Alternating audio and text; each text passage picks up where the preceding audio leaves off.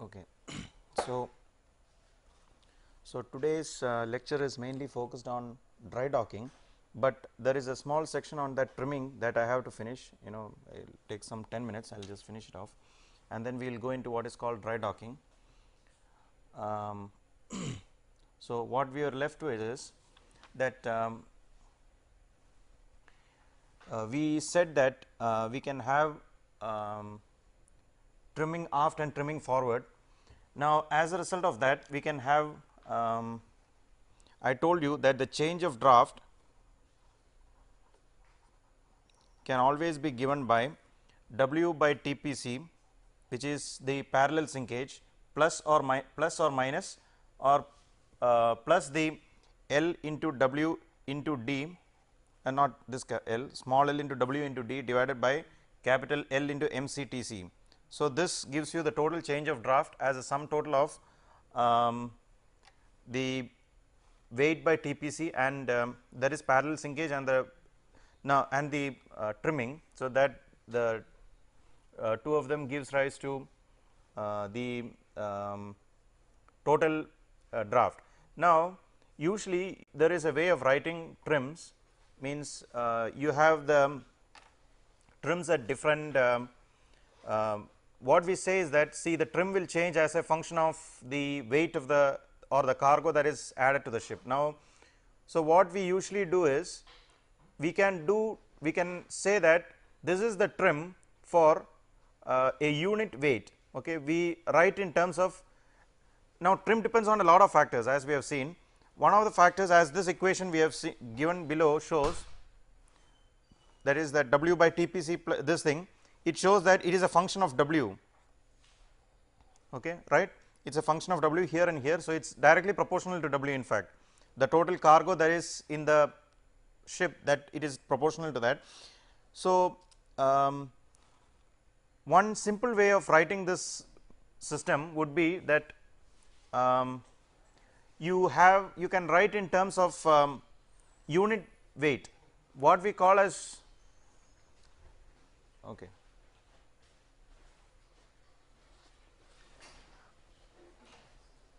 So, what we call as unit weight here is it is just a nomenclature, I mean it is just a convenience. We call 100 tons as unit weight.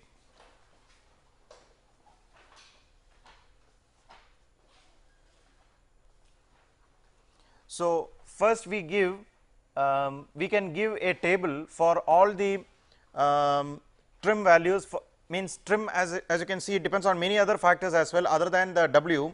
It depends on all the as the draft itself as you know that as the draft changes, means as the ship keeps sinking, MCTC actually will change. Though I have said it to be a constant, it actually changes with draft. Means usually we talk about draft in the range of, let us say, few centimeters. So, probably MCTC does not change, but when there is a big change, see, these tables are usually it is called actually a trim table. So, these tables are usually made for a very large variation of draft. You start from a draft of, let us say, the whole weight, the whole height of the depth of the ship is probably 8 meters, means you start from 4 to probably 7 meters, like that, okay, draft. So, in steps of 10, that is how a trim table is made. Now, the table is actually I cannot show you right now, because in the computer I do not have that complete form of the trim table, but it is called a trim table, and it is usually written like what is the trim at a particular draft in certain particular conditions for unit weight. It is written in terms of unit weight.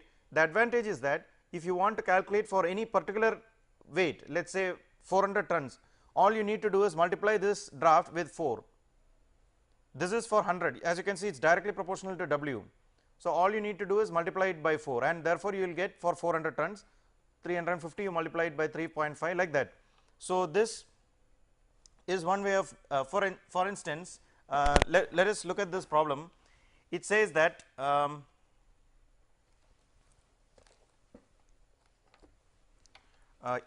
suppose that there is a ship which has a displacement of, these are the particulars of the problem. A ship has a displacement of 35,000 tons, and the length of the vessel is given to be 174 meter. Now, you are asked, okay, you are asked what is the change of draft if 400 tons is added 120 meters forward of AP.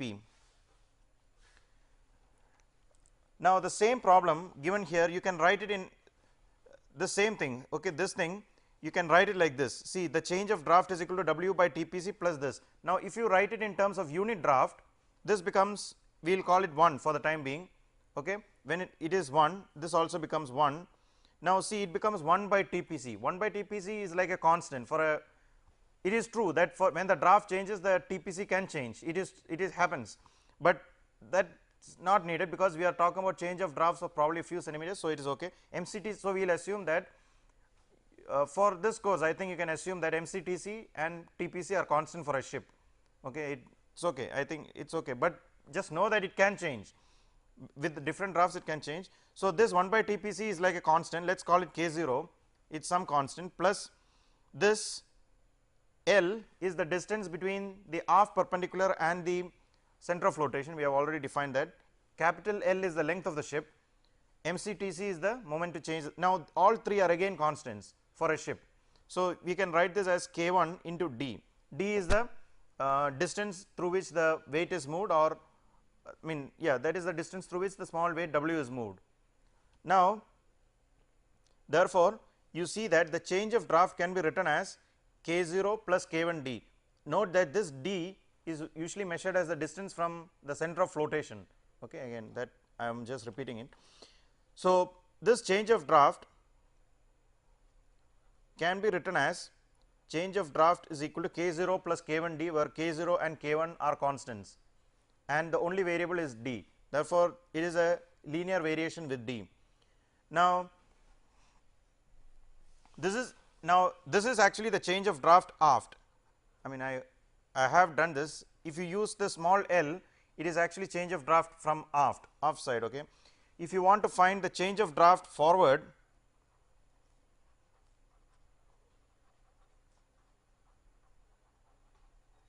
you have to use it will be this W by TPC plus L minus L, okay, into W into D by L into MCTC. This is very similar to what we described for a change of trim, that also the same formula comes. So, W by TPC in plus this will give you the change of draft forward. Okay, so, this is the expressions for this. Also can be written as K0. I mean, if you are writing in terms of unit draft, I mean unit weight, it becomes 1 by TPC plus L minus L into D by L into MCTC. So, K0 plus K2 into D, this can be written in the same thing. This is forward, that is aft. Now, in this particular problem given here, displacement is given as 35,000 tons, this is given. Now, you are told that 400 tons is added 120 meters forward of AP, and you are asked what will be the change in draft. Okay. Now, if the weight is loaded, okay, D, small d is the distance through which the weight is moved, or it is also the distance from the center of flotation of the point where a weight is added, okay. It is two ways, it is the same thing. Now, if the weight is added at the forward perpendicular, the distance D becomes, this is how you look at it, that is, if it is at the forward perpendicular, distance D will be the distance between the center of flotation and the forward perpendicular. So, the center of flotation position is given in the actually, though I did not mention it, LCF position is given. So, you will get something, and similarly if the weight is added at the aft perpendicular. So, this D is the distance between the forward perpendicular and the center of flotation, this D, and this D will be the distance between the aft perpendicular and the center of flotation. Now, what you can very simply do is you have to find the, in this problem 400 tons is added at some point in the forward perpendicular, some point position of forward perpendicular. What we do is, we can do is, first we can find for unit weight change, and finally for 400 tons we can just multiply it by 4. Okay. So, we will do that. First of all, you need to find K 0, that is the, we defined it as W by TPC, calculate that. Then similarly K 1, which is L into L by L into, what was the formula, L into D, L into D by L into W into D, this is for unit weight. So, K 1 is equal to L into W into D, into D, okay, okay. K 1 is just L. So, this is for unit weight. So, it is L by L into MCTC. So, this will give you K 1, and similarly K 2, K 2 will give you L minus L, but though we called it as unit weight, W is 100 tons. So, that needs to be put, as you said, W should be put 100 tons. Okay. So, because it is unit, we called it unit weight, but it is not 1 ton, it is actually 100 tons. So, that 100 has, it is to be multiplied with 100. So, 100 here into 100 tons divided by L into MCTC. So, this will give you K 1 K 2. Now, what we do is,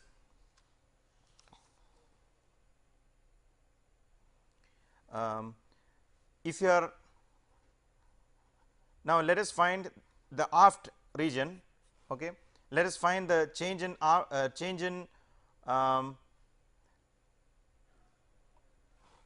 the draft aft. So, loading, now if you load at forward perpendicular, the change in draft aft, change in draft aft will be K 0 plus K 1 D, which is equal to K 0 we have calculated plus K 1 into, the only thing is D. You have to calculate the distance between the center of flotation and the forward perpendicular, and so that will give you some. Now, note one thing, when you are doing this, I mean this is very it's, I mean everybody knows, but still one side means when you are taking the distance from forward perpendicular, when you take 1 D, the forward side you take it as positive, and the other one you have to take it as negative, because see this is 0, center of flotation is 0. So, one side is positive, one side is negative, whichever way, this side is positive, that side is negative, or that side is positive, which, but at any rate one side should be positive and one side should be negative. So, one of them will have a K 1 D, D will be positive, and in the other case, then change of draft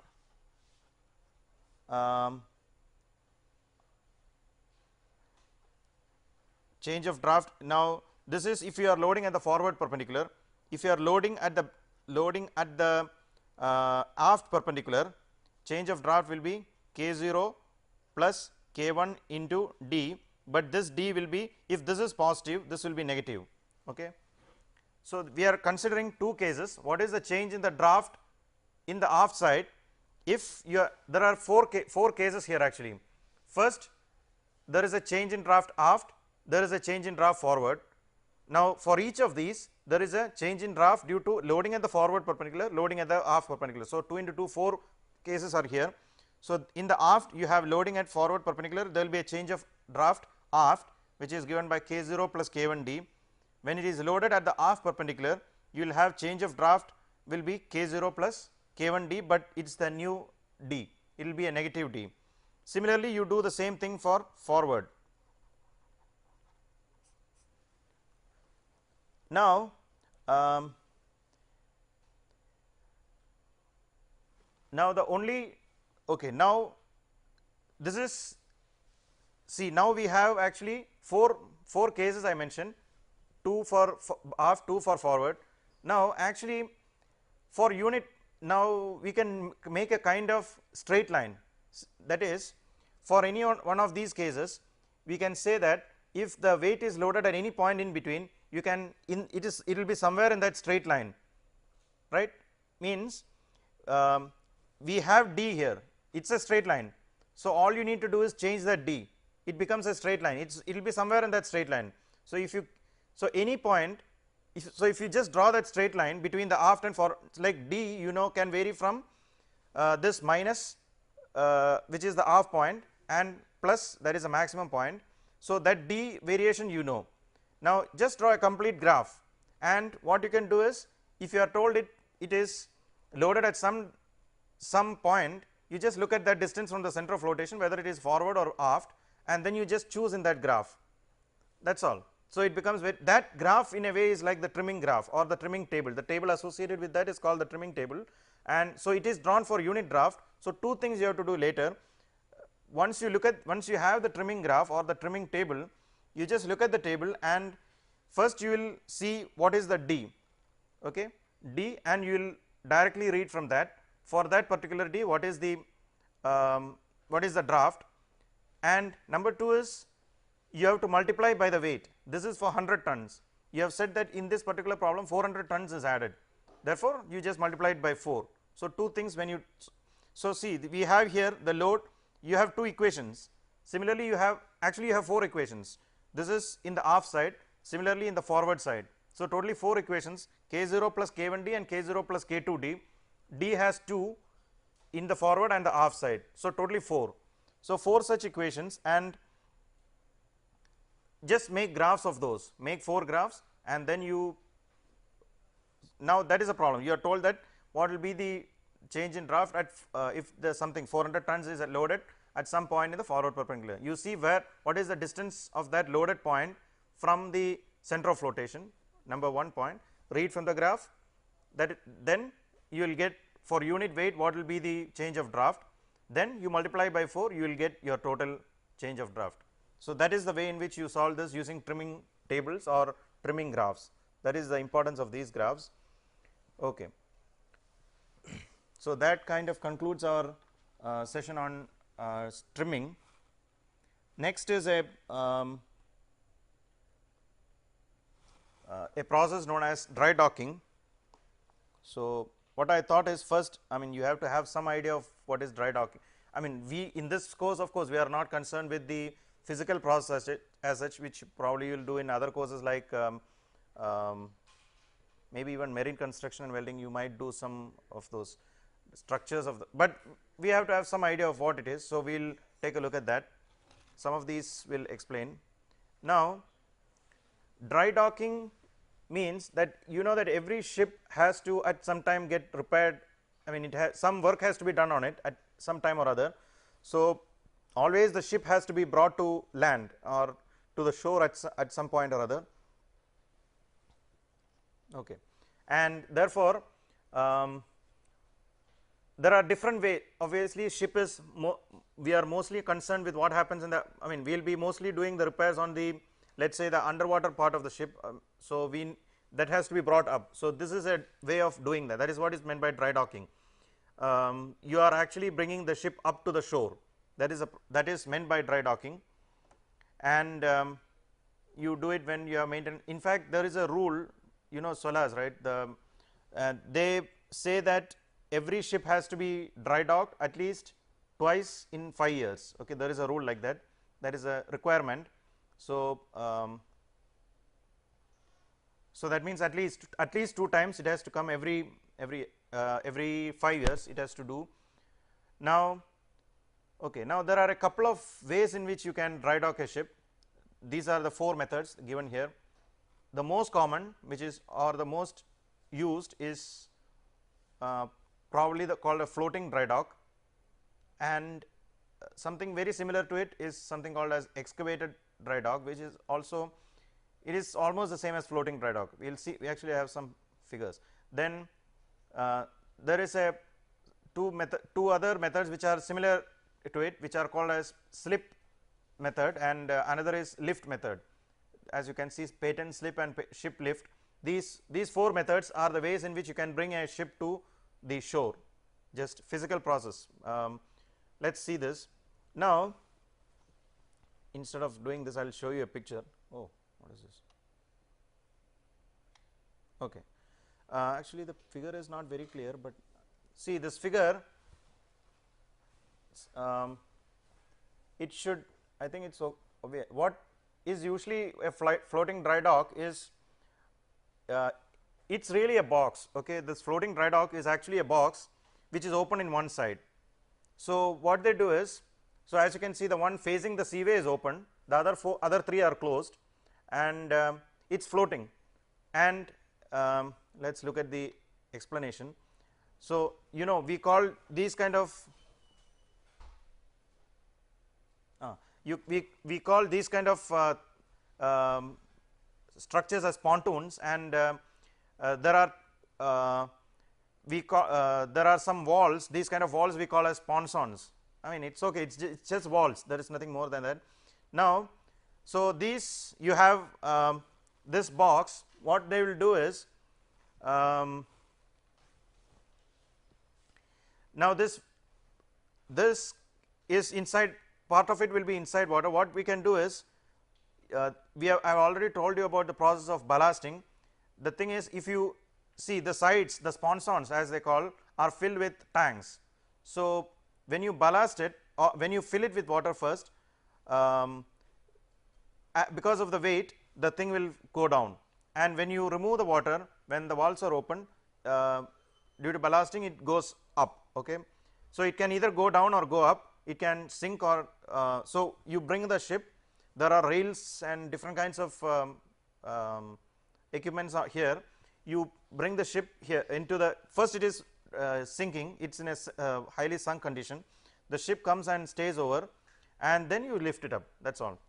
Ballasting, the whole thing is lifted up and you just bring it out of water, and this is known as a floating dry dock. It's, in fact, India also has a floating dry dock in many places. One of the main thing is, there is one in Andamans, dry dock of the Navy. So the pumping of water is done with the help of ballast pumps, that is what, there are pumps on it, which are located in the sponsons on the sides, and of course there are cranes and all that to, if you have to move something on the ship. Now these are some things, just if you just for your information, there are something known as keel blocks, side blocks.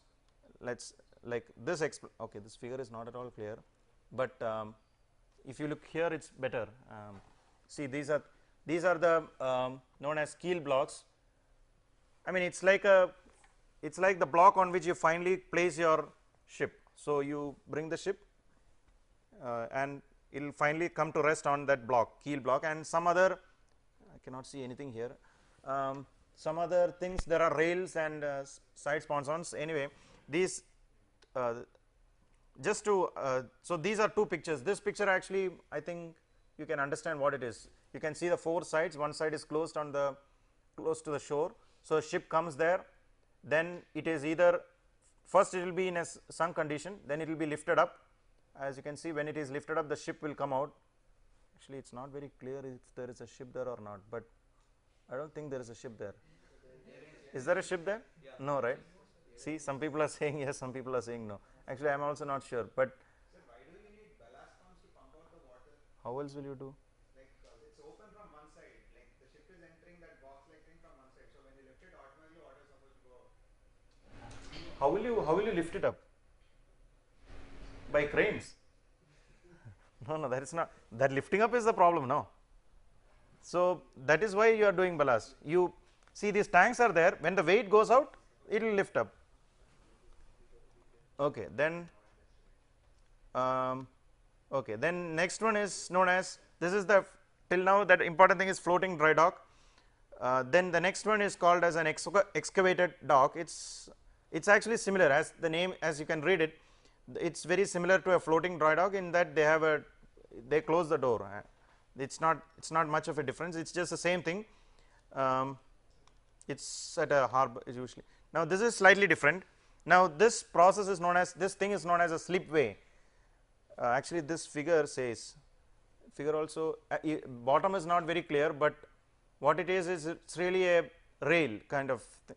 So it's there on the shore, it's there like this. You can look at 1, 2, 3, 4. Yeah, 1 is the topmost one. So 1, 2, 3, 4. You can see that comes here, down here, it's attached to the ship, then this rail goes up, it goes up in this ramp and the ship is moved up. This is a different kind of, this is not a dry dock. Okay. This is okay, it is a dry dock, but it's a different kind of, it is a dry dock, of course we are talking about dry docks only, but it's not a floating dry dock. Then so this is, it's called a slipway. In fact, that's the name used for it. They call it, it's very much like a jack up system. You have you done something on nothing, elements of ocean engineering is next year. So you will talk about the different types of systems in the ocean, like different instrument, different like oil rigs, different kinds of things. You will see these things. So this gives you a figure of what happened. This is a real picture. It goes up, it is pulled up, and the last one is again something called as a ship lift method. As a figure, actually the figure will explain much better. Something is brought under, okay, the ship, in this case you have the ship here. See, this is the first case, the bottom one represents the initial case, that platform is brought under, okay, and then with a winch it's pushed up, it's jacked up like this, and the ship goes up, and you come here and you can make the repairs. So these are what we are mainly, I mean the problems that we are going to be interested in this course is mainly associated with this this thing, okay, dry dock, this, and this is roughly what we are talking about, what we mean when we say dry dock. Okay. So now you have an idea. Now let us go into the chapter as such.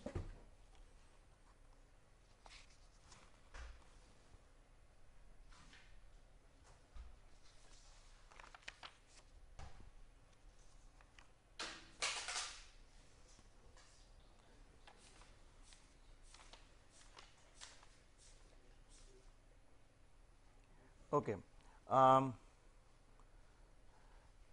So we are interested in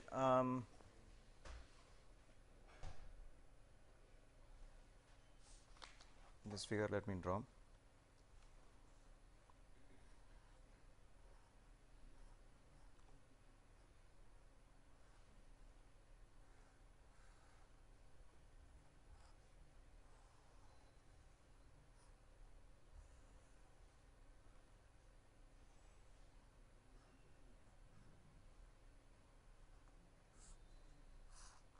So as we saw in the figure, what really happens is, you first the water level keeps falling, okay, because this thing is rising up, the water level around the ship keeps falling, and at one point the ship touches the block, we saw keel block.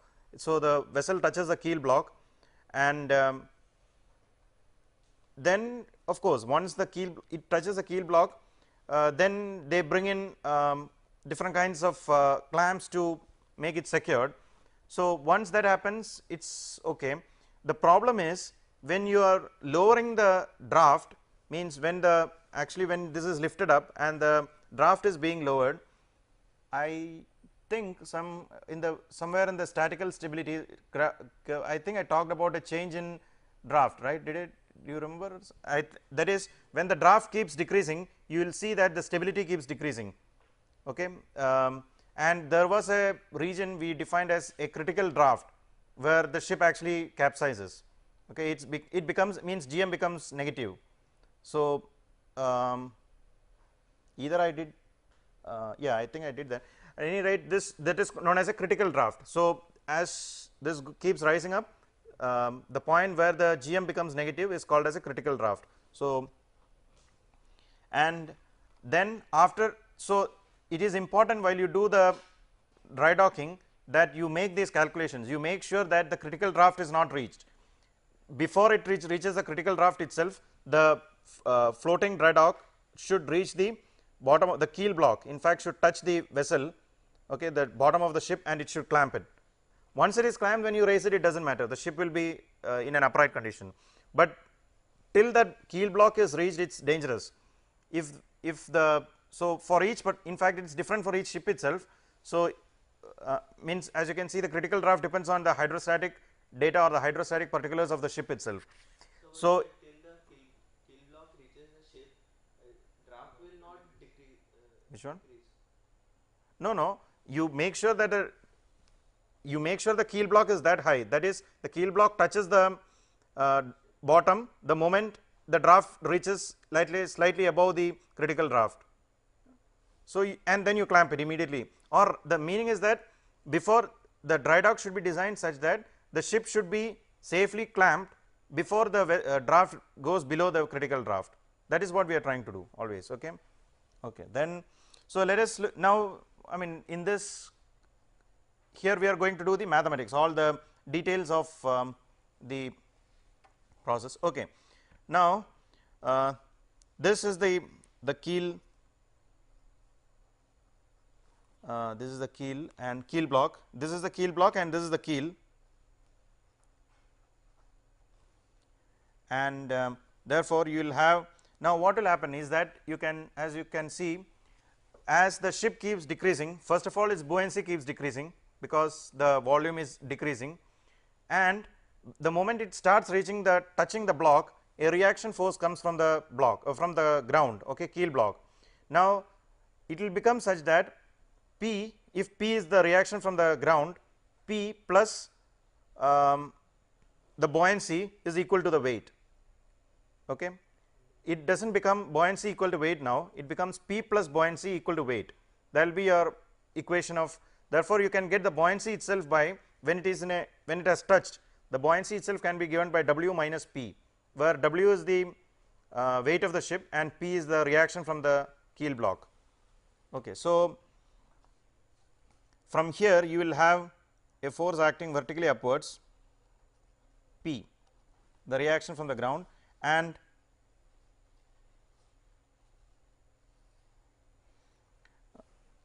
let us say this is the water line.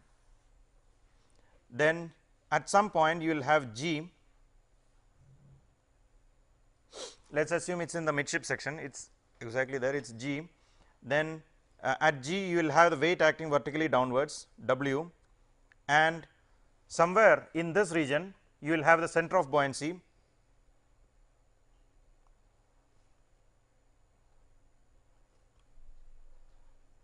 okay, it is actually vertical, not straight.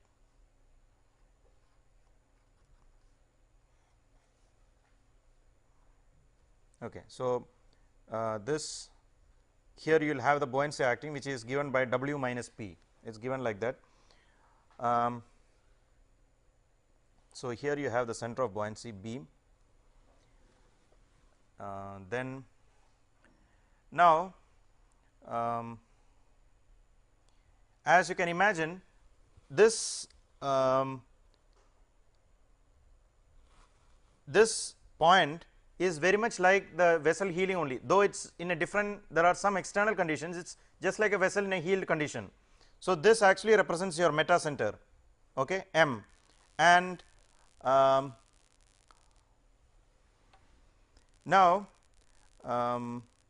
the resultant of this W minus P and P, which is a total of W, I am talking about the upward force, it will act at some point, means there is a W acting here up, there is a W minus P acting vertically here up. So, the resultant weight P plus W minus P will act somewhere in the center of gravity, okay, not center of gravity, not the center of gravity of the ship, I am saying at the center of force, center of gravity of the force, two forces are there, it is centroid, it will act there.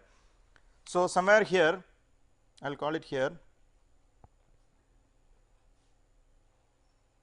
the center at this point another force will act, which is the W of weight W, and it is at the center, means you can very easily find like P into this distance will be equal to W minus P into this distance. So, it is just a centroid.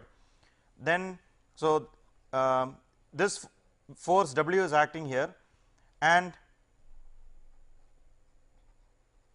now this is the C. Now, you can imagine that this meta center M0 is now reduced to this point M1. So, it is a virtual reduction in your, this is what is happening, it is a reduction in your metacentric height, means the M is coming down. Initially the M which was here, because just due to healing it is M is there, but because of this P coming, because of it touching the keel block, another P coming and W minus P, because of the change or redistribution of buoyancy, the meta center has come down here to this point m1, okay, and therefore let us find the values. That is same thing, we can let us take this distance to be x, this distance is x and this distance is y. Therefore, we can do that w minus p into y equals p into x. Now, this is k, actually this figure is not very clear, but still x, this distance x is this distance x, okay. Just look at the figure. If you want, I will draw this again maybe, yes. Or I will just keep this. So, this is k, this distance is x, this one, it is the distance between the vertical here, this p and this. So, this distance is x. You can see, let us complete this triangle, you will see that x is equal to k m1 sin phi, where the ship has heeled through an angle phi. Just look at the figure, okay, it is very m1, this is k, this is m1, k m1 sin phi is this distance x, it is because of this triangle, you can, it's one is 90 degrees. So, and similarly y is equal to y is this distance,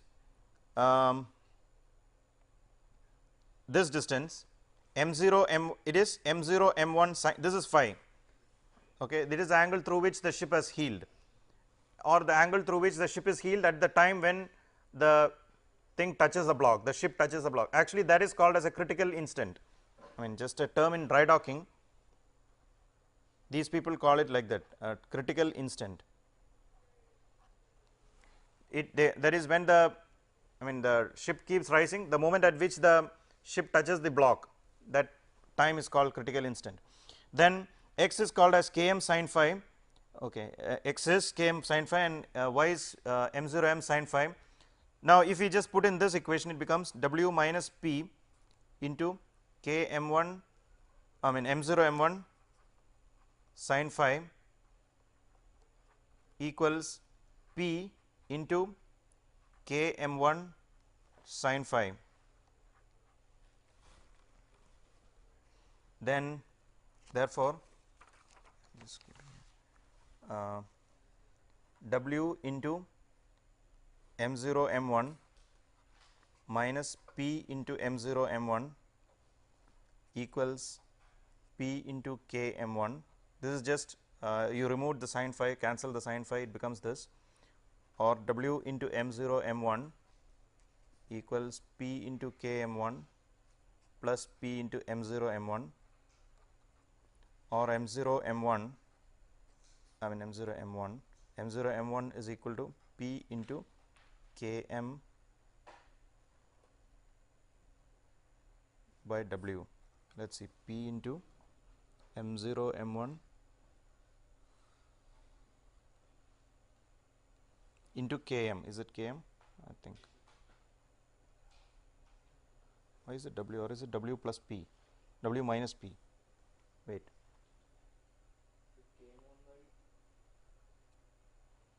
m0 m w minus p, no?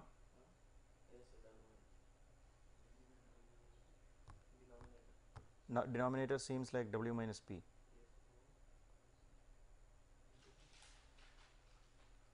Actually, yeah, I think it's w minus p.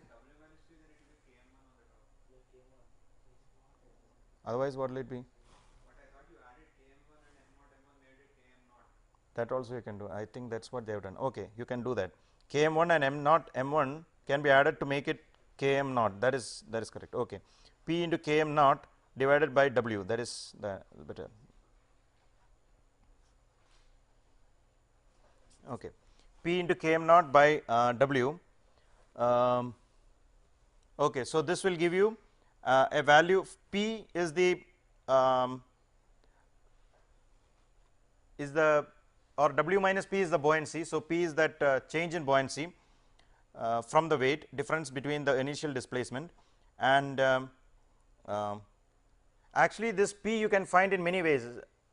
obviously there is no way to calculate directly reaction force from the ground. I mean, so the way is, if you remember, when we are doing the hydrostatic curves, when we are doing the hydrostatic data, hydrostatic particulars and all hydrostatic curves, we did a curve between draft and displacement. There was a, means every hydrostatic curve is between draft and something, okay, draft and TPC, anything, whatever it is, or draft and LCG, LCB, LCF, like that.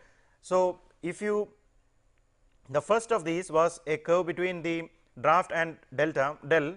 So what we can do is, as the draft keeps changing, if you just, that we can directly measure, as the draft keeps changing, we can keep measuring the del. Mean, remember, for every ship there is a particular hydrostatic curve, okay, it's particular for the ship. So it will be there in the ship mostly, and you can just look at that curve and you can say, for this particular draft, that is your value of del, that is your displacement. From that you can find P. Del is the buoyancy, from del you will get the buoyancy, which is W minus P, okay. I mean, you will get it in volume, you convert it to weight, multiply it with the density of water, you will get the weight, and W minus P you get, from that you get P. That is the way in which you usually measure P. That is, and once you have P, Km0 is the meta center, that is also a part of the hydrostatic, it is not particulars as such, but it will be part of your data. When you design a ship, your meta center you will have. Then W is the weight of the ship. So this gives you a way of calculating the shift in the meta center because of the this thing, dry docking, okay, because of the change in the draft, okay. Then So the first equations we used to derive this, the W minus P into Y is equal to Px, is that angular momentum conservation? no, No, like I mean, linear, not linear, what am I saying, it the torque, total torque is 0, so that it will remain stable. yeah. So what happened to the weight of the ship which was acting to gravity? We didn't consider that. No, no, we are not, it's not that, I am just saying that, see, if there is a weight W acting, it's not about, okay, it is that is, if there is a weight acting, W1 acting at one point, and there is a weight W2 acting at D2, you can assume that there is a weight W1 plus W2 acting at its centroid, even if you understand. So this is just for the buoyancy. So there are two buoyancy forces, I mean two upward forces, one is from the buoyancy and one is from the reaction. So if one is acting here at P, the other is acting W minus P, you can assume that a total W is acting somewhere in between. In addition to that, there is a weight W acting down. So there are two weights, one acting up, one acting down. Is it clear? Okay. Then this will give you M0. Now,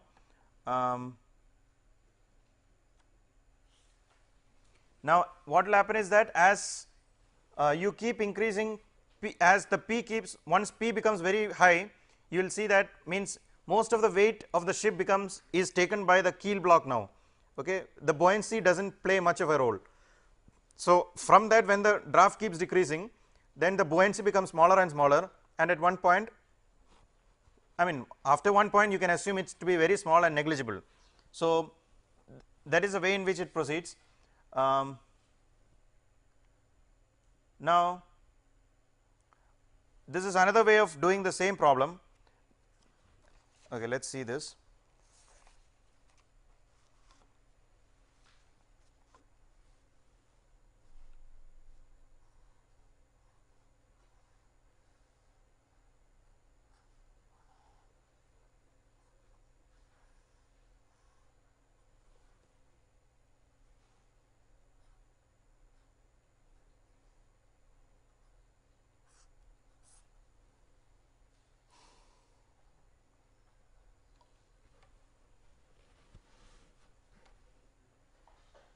Okay, then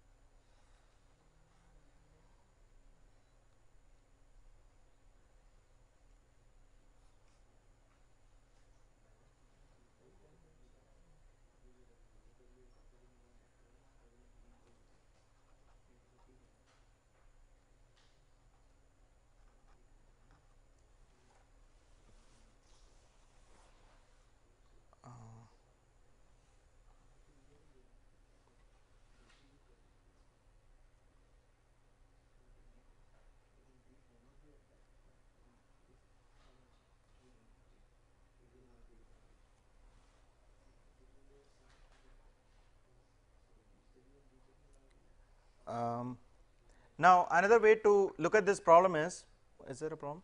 Yeah. Okay. That is, um, so let us consider the slightly extreme case when it happens, that is when once it has come down, the buoyancy is now very small. Okay. Now, so you have the weight P acting at the as before as the reaction force, the weight W acting here, then therefore, the difference in weight W minus P, 1 minute, and just is the new weight. Now, just 1 minute.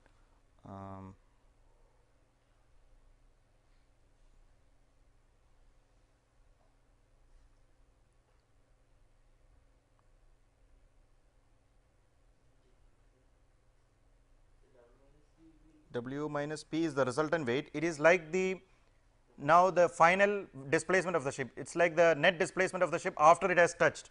Okay, but let me clear it. 1 minute.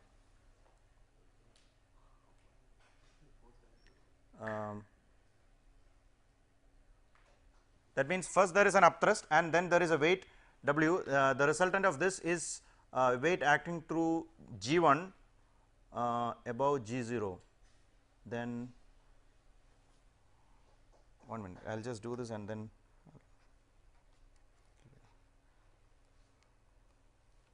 this is y and this is x, W into y is equal to P into x.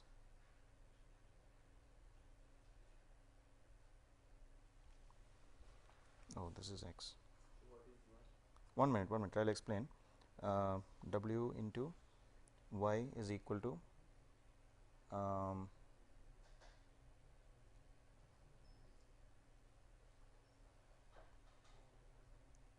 distance x, W P into x is equal to W minus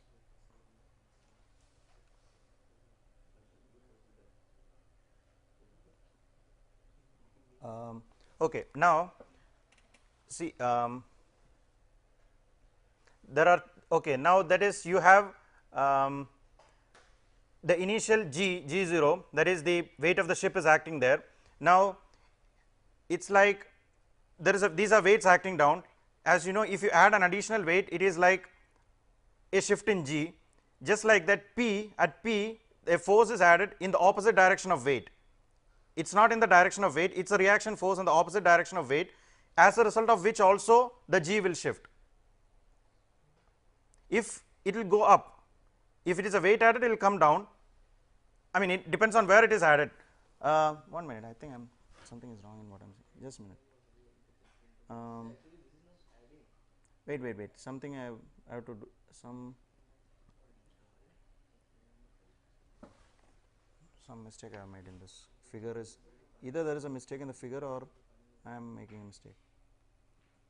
In this case, the resultant of the upthrust P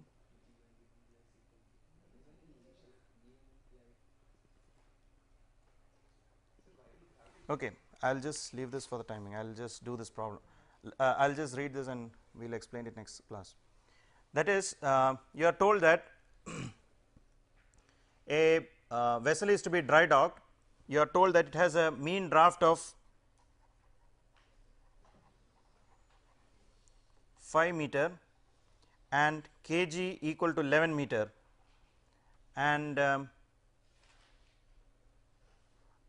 are asked to find. Okay, now that you find the Km, I mean you know that how to find the reduction in K, reduction in M or the decrease in M. Now, because of that decrease in M, you can find the new Gm. Okay, so the question is in this problem, first you have some data are given.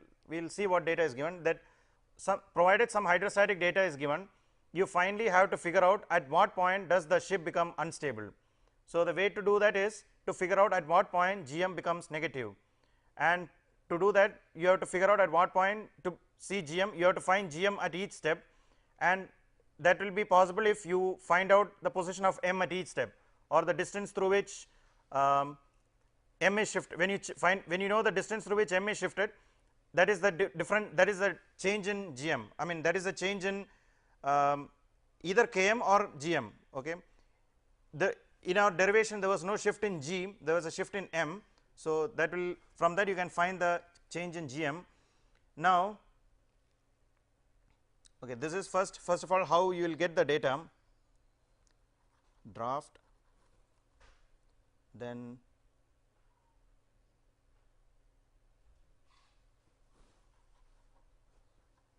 displacement at 5-meter draft, then W minus P. Okay. See, what you have to do first is you will have a table like this. This is what is meant by hydrostatic data, like 5 or hydrostatic curves 4.5, 4, 3.5. See, for different drafts will be given, and for different drafts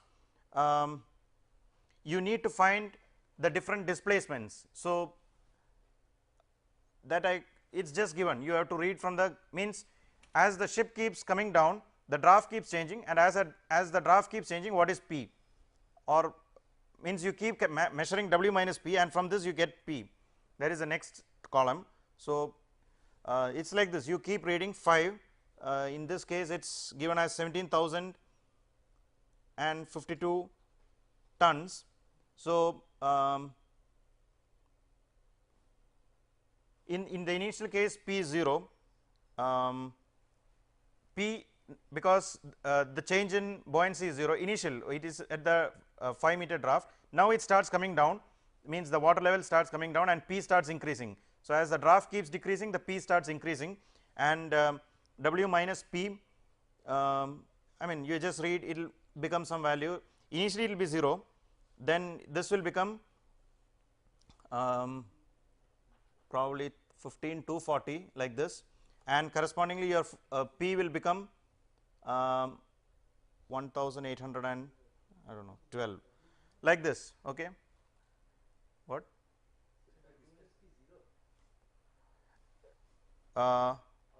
No, W minus P is 1,700. Why is it? Oh, W minus P is 17,052. P is 0, sorry, P is 0 and W minus P is 17,052, that is correct. So this is the, so at each draft you find out the you read it from the hydrostatic curve, you read out the value of P, and you keep doing this for each draft, and then actually since the time is up we will stop here. Then from this you can find your different values of m. That is our next step, we will do it in the next class. Okay, thank you.